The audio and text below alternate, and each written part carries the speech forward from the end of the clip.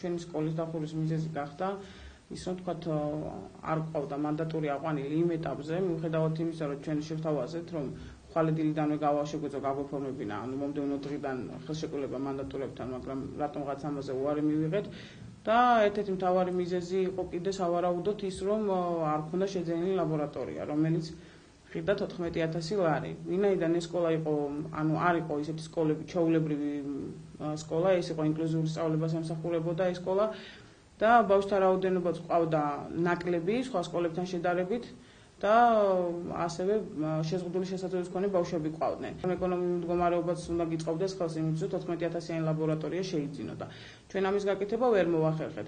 დანარჩენად დასკვნა, რომელიც დაგვიტოვეს კომისიის წევრებმა, რომლებიც იყვნენ შემოსულები ავტორიზაციაზე, ანუ ლაფსუსები არანაირი არ გქონდა. ანუ ეს ორადორი მიზეზი იყო მანდატურები და ლაბორატორია.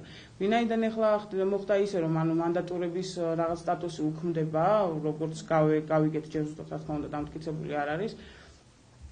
და ასევე რა ვიცი შეიძლება გადაიხედოს ლაბორატორიის საკითხიც, ანუ როცა დიდ სკოლაზეა საუბარი, ლაბორატორია აუცილებლად უნდა ქონდეთ ბავშვებს, მაგრამ თუ მოგცემდნენ იმის საშუალებას, რომ თქვათ ეტაპობრივად შეგვეძინა ეს ლაბორატორია, ხო რაღაც გარკვეული პერიოდის შემდეგ ჩვენ შევძლებდით, რომ ნაწილ-ნაწილ თქვათ მიგვეღწია იმ რაოდენობამდე, რასაც ითხოვდა სტანდარტი. ძალიან დიდი სურვილი გვაქვს, რომ მივმართოთ, ეხლა როცა დაალაგდება ალბათ სიტუაცია და გაირკვევა რა ხდება ზუსტად, მივმართავთ ჩვენი წერილით, თხოვნით, რომ ვინაიდან ვიყავით ესეთი განსაკუთრებული სკოლა და ყავდნენ ამდენი შეზღუდული შესაძლებლობის მქონე ბავშვები, იქნებ იყოს საშუალება, რომ ვინაიდან სხვა ხარვეზები არ აღმოგვაჩნდა და ეს ხარვეზები თქვათ ეხლა მანდატურები აღარ შეიძლება ჩაითვალოს თქვათ ხარვეზად, იმიტომ რომ უქმდება ფაქტურად მანდატურის ინსტიტუტი და თქვათ ვადა მოგვეცემა გარკვეული ლაბორატორიის შეძენაზე, იქნებ დაგვთონ ნება, რომ ფუნქციონირება განვაგრძოთ.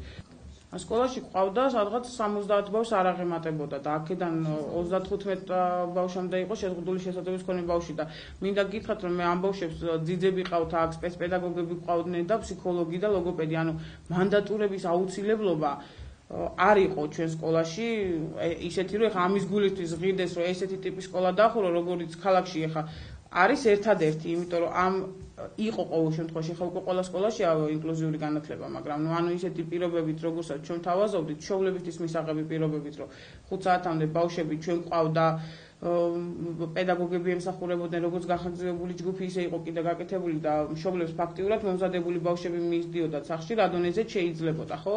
ესეთი სკოლები არ არსებობს ქალაქში და ანუ ჩვენ ესე ფუნქციონირებდით 12 წელიწადი. და რა ვიცი ხა რაღაც გამოცდილებას ყველაფერს მე მგონი უნდა ექცეოდეს ყურადღება, მაგრამ ჩვენ შემთხვევაში რატომღაც ეს გათვალისწინებული არ იქნა. აუცილებლად მივმართავთ, აი როგორც კი გაირკვევა სიტუაცია, ზუსტად რა მოთხოვნები დარჩება თქვათ ავტორიზაციასთან დაკავშირებით, როგორ აუცილებლად მივმართავთ წერილით განათლების სამინისტროს თხოვნით, უпростоრად მოთხოვნით არა.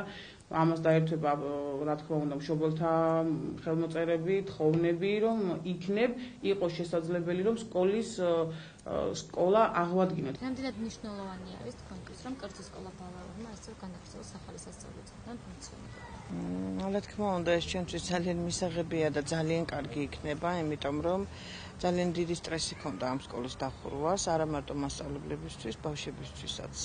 იმიტომ რომ ამ მორგებული იყვნენ სიტუაციას, მოგეხსენებათ ეს იყო ინკლუზიური, ინტეგრირებული სწავლება მიდიოდა.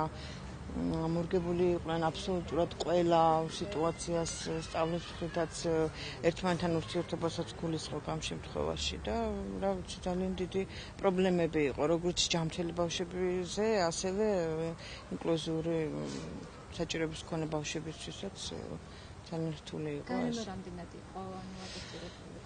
გარემო ადაპტირებული იყო, რა თქმა უნდა, იმიტომ რომ აქვს საკლასო ოთახები ადაპტირებული და მორგებული, სწავლებაც იყო ინკლუზიური, ხორციელდებოდა ძალიან კარგად და რა ვიცი, ნამდვილად არ ველოდებოდით თუ ესე. თქვენ ბავშვებს რამდენად გაუჭირდათ სხვა სკოლებში გადანაწილება? გაუჭირდათ, რა თქმა უნდა, ახლა შეგვება, თუმცა შეეგუნენ, იმიტომ რომ მეტი გზა არ აქვთ. მაგრამ უფრო მეტად გაუჭირდათ ინკლუზიურ განსაკუთრებული საჭიროების მქონე ბავშვებს, ასე ვთქვათ.